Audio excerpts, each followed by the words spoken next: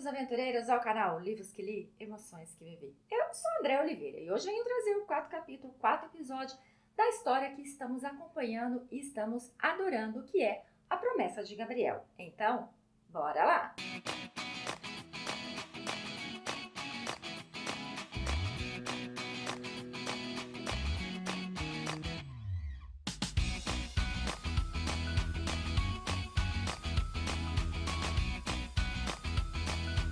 Finalizei o vídeo passado, então, falando para vocês que a Juliane foi levada até o hospital por conta da queda que ela teve lá no bosque e, assim, aparentemente, o tornozelo dela está quebrado. Chega no hospital, ela foi levada para exames e Gabriel ficou de um lado para o outro, com a pequena Claire no colo, porque ninguém dava notícias para ele, ninguém deixava ele se aproximar da sua esposa. Depois de algum tempo, que demorou, né, principalmente na visão dele séculos, ele foi chamado por uma enfermeira para ser levado até a sua esposa, só que a enfermeira disse para ele que ela estava sendo atendida por um neurologista. Pronto, Gabriel pirou, né, gente? Porque Gabriel, ele tem um medo de doença, ele tem um medo de coisa ruim, que ele já pirou. Ele entrou parecendo um touro bravo dentro do consultório do médico. Chegando lá, ele já quis saber o que estava acontecendo, e aí o neurologista pediu a Juliane permissão para que ele relatasse o ocorrido para o seu marido. Claro que ela falou sim, né, gente? Porque ela vai esconder o quê agora? Não tem como esconder mais. E aí o médico começa a relatar que em relação ao tornozelo, tá tudo ok, isso foi uma torção, que logo logo ela vai poder voltar à vida normal, andar normalmente, mas que durante o exame ela relatou sobre a dormência em uma das pernas, e ele fez um exame mais profundo. E o motivo é que, quando ela tomou a anestesia da cesárea, então acabou afetando um nervo. Eu fiquei chocada, porque eu sei que é perigoso, né? Mas nunca me passou na cabeça que essa dormência na perna dela poderia ser por conta da anestesia.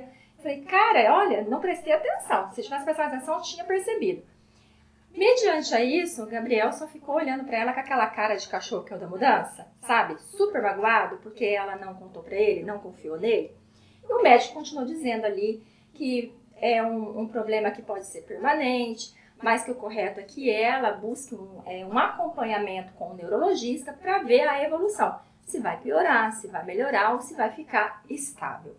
Ela começa a dar mamar pra Claire, porque a Claire, né, minha filha, a Claire é assim, né? A Claire não pode ver a mãe dela, que a Claire quer mamar. Então, ela foi dar mamar pra Claire, o médico continuou relatando ali pro Gabriel e depois ele se retirou do consultório. Isso, após eles ficarem sozinhos, o Gabriel, a única coisa que pergunta pra ela é: quando você ia me contar? Ou você ia me contar? E ela diz que ela achou que era algo passageiro. Falou, passageiro? Já tem quase 2 meses. Como assim passageiro?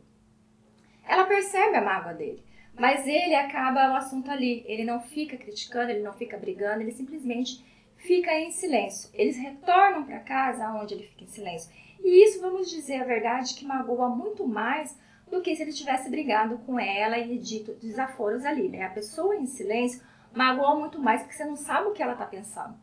Ele acabou indo tomar um banho bem demorado, ele ficou horas ali afastado dela, eu acho que acalmando a mente dele, acalmando os sentimentos, a raiva dele, de saber que ela tinha escondido algo tão importante dele, e depois ele retorna para a cama, no qual ela está lá deitada, com o pé em cima de uma almofada, e ele conversa com ela, dizendo assim que ele não pode ficar bravo com ela, porque ele também escondeu o fato do carro, né, que estava rondando a casa.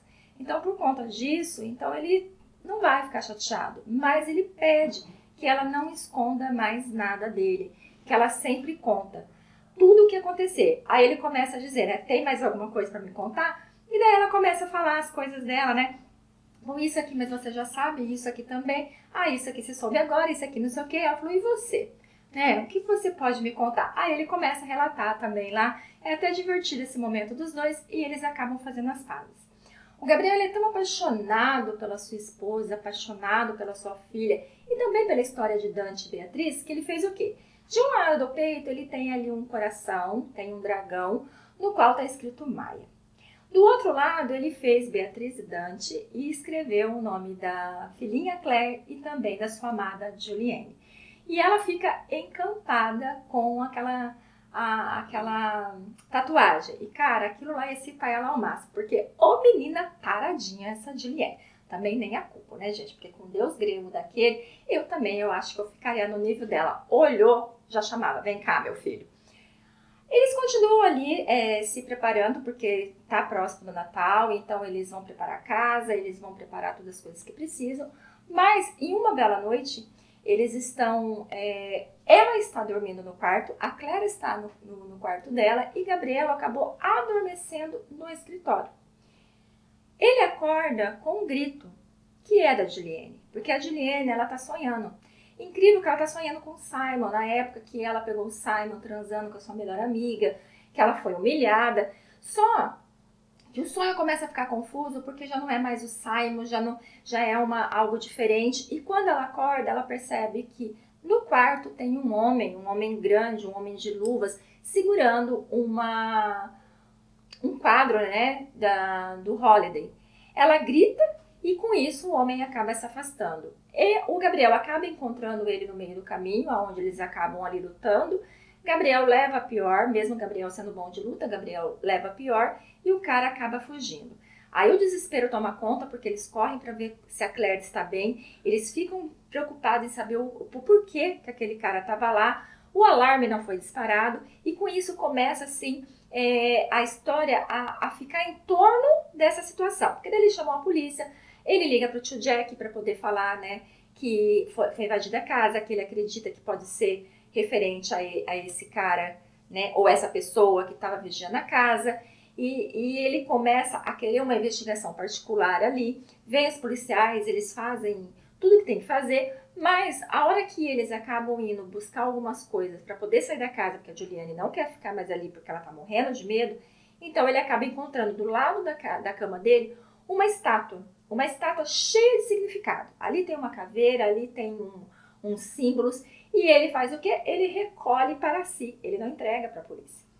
E ele começa uma investigação particular referente àquela estátua. Tudo indica que é o quê? Um ladrão de arte. Porque o Gabriel, ele emprestou as ilustrações dele de Botticelli para o museu, né? A Juliane disse que era um pecado ficar com essas obras guardadas, então ele acabou emprestando para o museu. O museu até conversou com ele, pedindo permissão para ficar mais um tempo, porque o prazo que ele deu estava se acabando. Então ele conversou com a Juliane e ela falou assim, deixa mais um tempo, né? É um pecado ficar guardado, então deixa mais um tempo. E ele acabou deixando. Então eles acreditam que por conta dessa exposição dessas obras, então as pessoas podem acreditar que ele tem mais. E realmente ele tem. Cada casa dele tem vários quadros de arte, tem muita coisa de arte. E tudo valioso. E eles começam a cogitar o que era exatamente que ele queria ali. Eles começam a ver o que eles têm ali que seria mais valioso, que seria mais interessante. Aí vem a ideia que de repente ele veio para dar uma olhada no que tinha para voltar depois e fazer a limpa. Mas eles não conseguem compreender por que esse cara entrou tendo gente dentro de casa. E como que ele fez para não disparar esse alarme. Então a história fica girando em torno disso, aonde vai se descobrindo depois que essa estátua, gente, tem muitas histórias.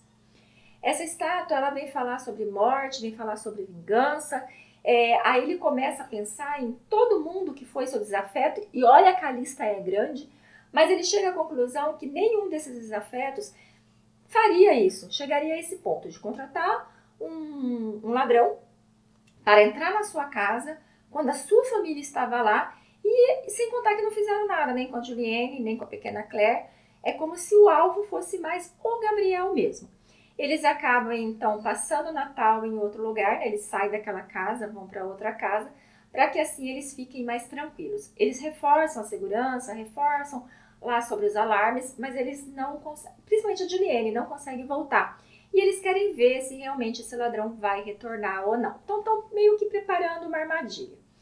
Chega o Natal, gente, o Natal é um pouco mais animado, porque daí o pai da Juliane com o seu filho, a sua esposa estão presentes. O Richard se veste de Papai Noel, mas a pequena Claire não gosta, porque na hora que ela olha aquele homem de barba branca, cabelo branco, todo de vermelho, ela começa a chorar desesperadamente. Richard fica até chateadinho, porque, poxa, né, ele fez tudo aquilo, né, pra ela, pro pequeno Tommy, pro filhinho do Scott, e a criança chora daquele jeito.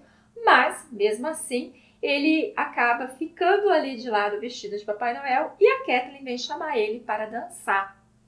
E a Raquel, gente, pasmem, fica toda feliz de ver o pai dançando com a Kathleen. A Rebeca ainda não retornou, porque ela vai passar essa temporada lá com o filho dela. E eu fico me questionando, né? Nossa, a Raquel realmente quer que o pai dela fique com a Kathleen? Gente, para mim a Kathleen não seria a melhor opção.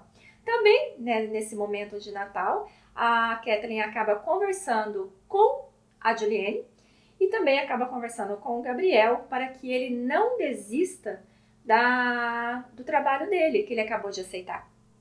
Que não é para ele fazer isso, porque ela sente que ele quer fazer isso. Mal ela sabe que ele escreveu um e-mail pedindo seu desligamento, agradecendo muito o convite e pedindo para se retirar, porque ele preza mais a família dele, a segurança da família dele, que nesse momento está meio abalada. Ele não mandou esse e-mail ainda, ele só escreveu. E eu acho que esse e-mail ainda vai dar pano para manga.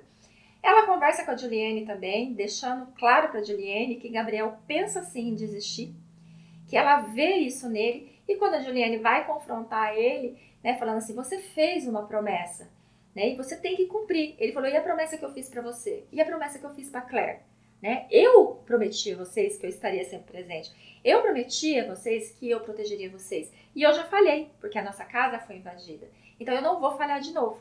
Se vocês não forem comigo, então eu não irei. Gente, só que se ele não for, a reputação dele vai para a lama. Ele vai ficar queimado e ele corre o risco de não conseguir mais emprego em lugar nenhum por conta disso, porque como a reputação conta nesse mundo. Então, ele tá ali tentando convencer ela de que ele vai desistir, ou ele vai se intrometer e vai fazer com que Cecília aceite que ela vá com ele para a Escócia, ou então nada feito. E a Juliane tá naquela luta de que ela vai conseguir convencer a Cecília, que é para ele ter paciência, que é para ele aguardar até abril. Lembrando que ele tá se preparando. Ele tá ali vendo o que ele vai fazer de palestra, tá ali vendo os materiais, ele tá preparando tudo, porque ele sabe que ele pode sim ir. Mas, se por acaso ele não for, ele vai usar todas as suas pesquisas, todo esse material para outra coisa.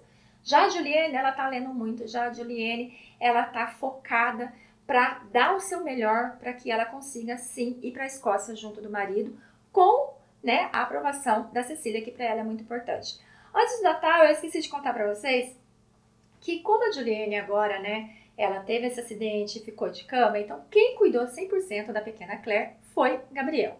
E ele tá lá tentando colocar uma roupinha na pequena princesa, mas a gente não tem mais nada que serve, porque ela tá com quase 3 meses. E a bichinha, gente, cresce, né, que nem não sei o que, né, vocês sabem que é assim que funciona. E ele lá tentando achar uma roupa, daí ele fala, teremos que comprar roupa para ela, eu vou sair para fazer compra. Ela, você? Sim, vou sair. E ele sai com a pequena Claire para fazer compra. Só que quem tem dinheiro é aquela situação, né, minha filha? Ele chegou na loja, que era própria para criança. Ele sentou numa poltrona, colocou a princesinha no colo e só ficou olhando as mulheres, né, os vendedores, as vendedoras. Vinha até ele, não foi nada mais que 3, né, gente? Veio para poder trazer tudo o que a Claire precisava. Isso significa, gente, ele comprou um guarda-roupa inteiro para essa criança, de sapato, que ele tem fetiche para sapato, roupinhas, e também ele comprou o coelho, né, de pelúcia, para poder tirar o coelho do Paul e deixar somente o coelho dele. Quando ele retornou para casa, a Juliane ficou assim, abismada com tudo que ele comprou. E ali eles começam uma discussão, porque ela diz que ela não quer que a filha dela cresça acreditando que é melhor do que as outras pessoas. Porque Gabriel, gente, ele não é rico, Gabriel é milionário. Mas a Juliane é pobre e ela continua sendo pobre, porque ela não ostenta, ela não usa o dinheiro dele, sabe? Como muitas mulheres usariam. Não, ela é na dela. E ela quer que a filha dela cresça assim. E ele fala que com a mãe que ela tem, imagina que ela vai ser desse jeito. E eles ficam ali então nessa conversa, ele começa a lembrar todos aqueles almofadinhas que ele encontrou ao longo da sua vida, não só acadêmica, dando aula, mas também como aluno, de meninos e meninas que se achavam que podia tudo por conta, né, que foram mimados, que os pais deram tudo. Então ele fala que não, que a Claire não será assim, que os dois vai criar ela para ser uma menina correta. Referente ao salário dele, que ele vai receber como professor nessa nova universidade, ele decidiu junto com a Juliane que eles vão fazer o quê? Eles vão doar todo esse dinheiro para o orfanato onde se encontra a Maria. Porque, gente, ele não consegue esquecer a Maria. A Maria é aquela menininha que ele quis adotar, mas eles não podem porque eles têm que ter 3 anos de casado, né? Então eles não poderiam estar adotando ela e ele pensa nela muitas vezes. E Juliana também pensa nela. Então eles decidiram que vão doar para o orfanato. E como aconteceu a situação, né, deles terem ali sido assaltados, da Juliana estar ainda um pouco abalada, ele está com muito medo por sua família, então ele decide que depois do Natal eles vão para onde? Eles vão para Miami, porque ele não gosta de frio, ele tá começando a nevar, ele tá se irritando já, então eles vão para um lugar mais quente. E depois de um tempo ali em Miami, eles vão também para Florença, para que assim eles possam mostrar a pequena Claire a cidade, os museus, claro, né, óbvio, e também que eles possam ir até esse orfanato para ver como Maria está e também apresentar a Claire a Maria a Claire. Eu acho que a hora que acontecer esse encontro vai ser muito bonito, vai ser muito emocionante. E lá no fundo eu tô torcendo para que os dois consigam adotar essa pequena, hein? Não sei porquê, mas eu tô aqui no meu coração querendo, desejando que eles acabem trazendo essa pequena Maria para morar com eles. Gabriel, ele cuida muito da sua família e como a Juliane, ela tá mancando ainda, né, antes do Natal, que foi que aconteceu isso, então ele acaba fazendo o quê? Ele acaba cozinhando para as suas mulheres. E ele cozinha como? Então ele leva a Claire para a cozinha, ele liga ali o som numa ópera e ele cozinha ali para sua amada esposa. Gente, eu fico imaginando que família perfeita, né? Ai, gente, uma família tão assim, aonde se dão super bem. Claro que eles ainda estão naquela situação onde esconde uma coisa ou outra, aonde um ainda não quer magoar o outro, mas eles estão se entendendo muito bem, eles têm esses momentos em família tão lindo. Como eu falei para vocês, tem a Rebeca que está ali auxiliando todo o tempo, mas quem cuida da pequena é os dois. Tanto que a Juliane vive cansada porque ela acorda para dar mamar, ela fica com a menina sempre que precisa. Gabriel tá do lado dela. Então, sim, parece uma família perfeita, mas a gente sabe que tem muita coisa ainda que eles terão que passar. Referente àquela estátua, ele não consegue descobrir nada, gente. A estátua parece que não foi roubada, não tem ninguém reclamando por essa estátua. Então, assim, ele ainda está analisando o que pode ter acontecido, né, tentando entender. E referente àquele carro que estava rondando a casa, então se descobriu que a pessoa que estava no carro, que estava fazendo essa vigia, era um ex-colega do Simon.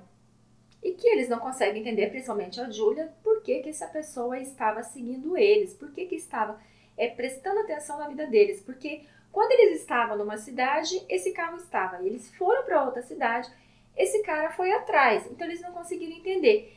E pelo que o tio Jack ali ele pôde investigar, ele não tem nenhuma ligação com o Simon.